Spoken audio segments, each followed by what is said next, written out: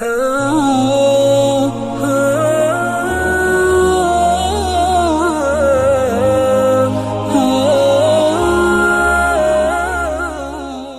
کے نیچے سبسکرائب کے بٹن پہ کلک کریں، بیل کے آئیکن پہ کلک کیجئے تاکہ ہر نئی ویڈیو کی نوٹیفیکیشن آپ کو ملے۔ ایک سوال یہ تحریر فرمایا ہے کہ ایک صحابی رضی اللہ عنہ کی وصیت کی کہ میرے دفن کے بعد میری قبر پر اتنی دیر تک قرآن پڑھتے رہنا کہ جتنی دیر میں اونٹ ذبح کر کے بانٹ دیا جائے۔ کیا اس کی حیثیت حدیث کیسی ہے اور ہم اس پر عمل کرنے بنتا ہے؟ یعنی ہم کیا اس پہ عمل کریں یا یہ صرف ایک واقعی ہے؟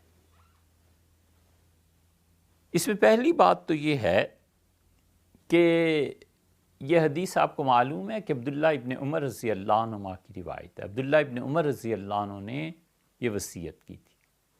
عبداللہ ابن عمر بن العاص رضی اللہ عنہ کی بھی یہی تھی۔ اور جن احادیث پر اکابر صحابہ رضی اللہ عنہ وصیت کریں یا خود کریں وہ دین ہے۔ ہمارے یہاں حنفی فقہ اس میں اور اہل تشیع اور اہل حدیث ان دونوں میں یہ فرق ہے کہ ہمارے نزدیک صحابہ کرام رضی اللہ عنہم کا عمل حجت ہے، دلیل ہے شریعت۔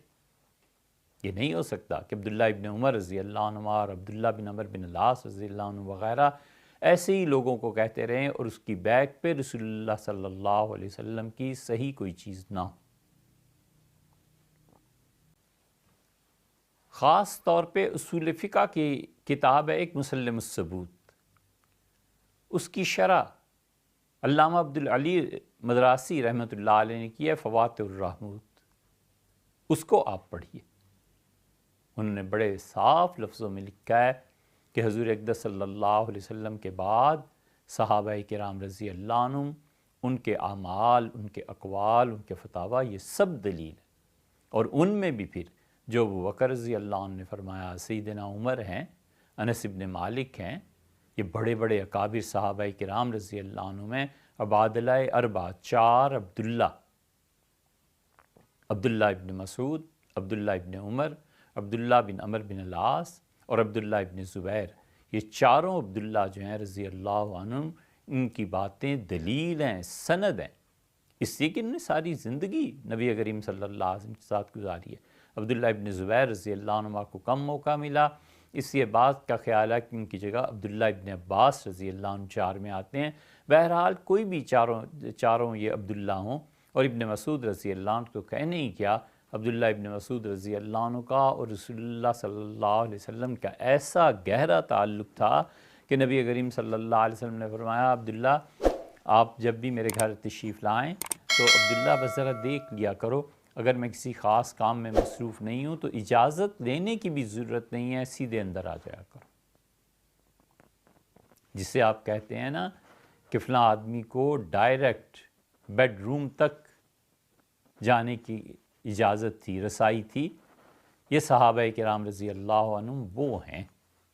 حتیٰ کہ ایک صحابی رضی اللہ عنہ کہتے ہیں کہ ابن مسعود رضی اللہ عنہ تو حضور صلی اللہ علیہ وسلم گھر میں ایسے جاتے آتے تھے کہ میں دیکھتا تھا، میرے اسلام کا ابتدائی دور تھا تو میں سمجھتا تھا یہ اسی گھر کے ایک فرد۔ اب یہ لوگ دین کو نہیں سمجھائیں گے تو اور کون سمجھائے گا؟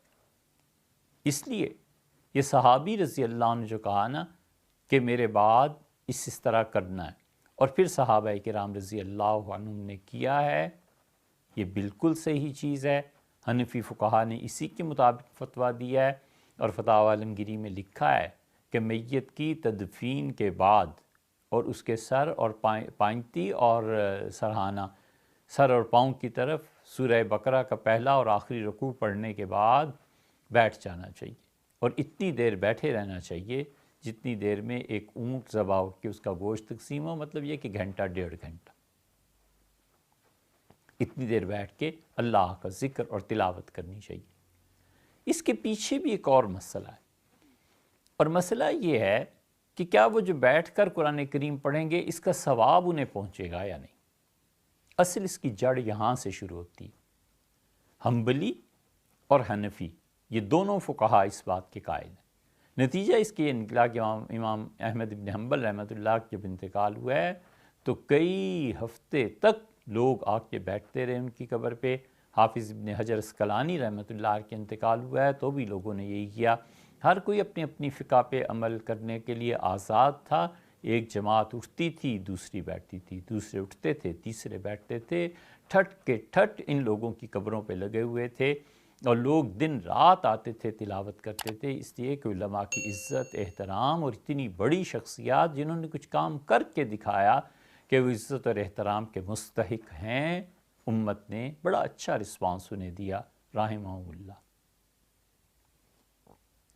اور امام مالک اور امام شافعی رحمہ اللہ وہ اس بات کے قائل ہیں کہ میت کو تلاوت کا ثواب نہیں پہنچتا، تو حنبلی اور حنفی دونوں اس بات کے قائل ہیں کہ پہنچتا ہے۔ اسی لیے فتاوی عالمگیری میں لکھا ہے کہ مستحب یہ ہے کہ اتنی دیر قبر پہ بیٹھ کے اللہ کا ذکر کیا جائے، تلاوت کی جائے، اور امام محمد رحمۃ اللہ نے فتویٰ دیا تھا، ہمارے سارے مشائخ اساتذہ نے اسی فتوے پہ عمل کیا اور امت اس عمل پر قائم رہے۔ بہت بڑی بات ہے۔ اب تو یہ چیز رہی نہیں، لوگ جنازہ پڑھتے ہیں اور بہت سے اسی وقت چھٹ جاتے ہیں، کچھ تدفین کے موقع پہ، اور تدفین کے بعد تو کوئی نہیں ہے ایسا جو بیٹھے اور کچھ پڑھے۔ جتنا میت کے ساتھ قرب کا تعلق ہے نا، اتنا ہی اس کے پاس بیٹھنا چاہیے۔ جس کی دوستی اتنے عرصے سے نباہ کیا ہے نا، اتنے ہی زیادہ اس کے پاس بیٹھنا بھی چاہیے، وقت گزارنا چاہیے، اللہ کی کتاب پڑھنی چاہیے، ذکر کرنا چاہیے، ماں ہے، باپ ہے، بھائی ہے، بہن ہے، دوست ہے، ان سب کے لیے ان کی وفات کے بعد ان کی قبر پہ بیٹھ کے اتنا وقت کم سے کم گزارنا چاہیے۔ اسی لیے عبداللہ رضی اللہ عنہ نے اپنی وصیت میں فرمایا کہ میرے بچوں بیٹھنا اور خدا کو یاد کرنا، تاکہ میرا دل اسے ذرا اطمینان رہے کہ کوئی بیٹھا ہوا ہے، اور دیکھنا پھر میں اپنے پروردگار کے بھیجے ہوئے فرشتوں کو کیا جواب دیتا ہوں۔ گویا انہوں نے اپنی ایک تمنا کا اظہار فرمایا، تو اس لیے یہ عمل ہمارے نزدیک مستحب ہے، اور حنبلی فقہا بھی اس پہ عمل کرتے۔ آپ کو اگر اس کی تفصیل دیکھنی ہو تو ابن قیم رحمۃ اللہ علیہ نے کتاب الروح لکھی ہے۔ ابن قیم رحمۃ اللہ نے بھرپور دلائل اس بات پر دیے ہیں کہ ایصال ثواب کے لیے قبر پہ بیٹھ کے وفات اور تدفین کے فوراً بعد جو قبر پہ بیٹھنا ہے یہ کرنا چاہیے۔ اس پہ رد بھی پھر لکھا ہے، وہ رد لکھا ہے، یہ حنبلی تھے نا ابن قیم رحمۃ اللہ علیہ، تو انہوں نے تو اسے کہا ہے، اور ان کے استاد شیخ الاسلام ابن تیمیہ رحمۃ اللہ علیہ، انہوں نے حنبلی ہونے کے باوجود اس بات کو کچھ زیادہ اہمیت نہیں دی، لیکن ابن قیم رحمۃ اللہ نے اہمیت دی ہے۔ تو حنبلیوں اور حنفیوں کا مسلک ایک ہی ہے۔ پھر اس پہ شافعیوں میں سے تفسیر المنار کے جو مصنف ہیں، انہوں نے بہت تفصیل سے ابن قیم رحمۃ اللہ کے خلاف دلائل لکھے۔ یہ علمی مباحث ہیں، ان میں پڑھنے کا علماء کو بڑا فائدہ ہو جاتا ہے، لیکن عام عوام کے لیے نہیں ہے۔ ہمیں چاہیے کہ حنفی فقہ کے مطابق اس بات پر عمل کریں، وہ صحابی رضی اللہ عنہ کی جو وصیت تھی اس کے مطابق تدفین کے بعد 1.5 گھنٹہ 2 گھنٹے جتنا بھی تعلق ہو، آدمی بیٹھے، تلاوت کرے، ذکر کرے، درود شریف پڑھے، استغفار کرے، اپنے لیے بھی اور اس میت کے لیے بھی۔ یہ چیز ہمارے نزدیک مستحب ہے، بہتر ہے۔